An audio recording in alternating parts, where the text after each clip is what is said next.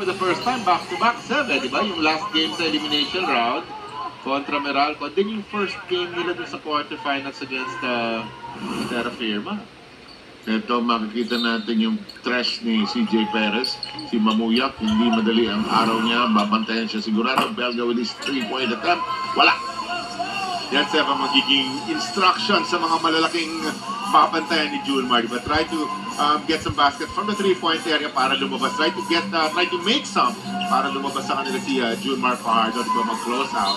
And this shot, it will count as Brondial broke down the defense of Raynor Shine 5-0 for San Miguel. Hindi nakakatawa pag nakakapag-contribute yung mga tawagin natin unsung heroes tulad nila Rondy Brondial. Di ba? Kasi yun na nga, napakadaming scorer sa panig ng Beerman. So parang kanaka-naka na lang yung tulad ng kila Roddy. So this, maganda yung makumpiyansa siya. His first bucket pumasok pero yung bonus free throw hindi papasok.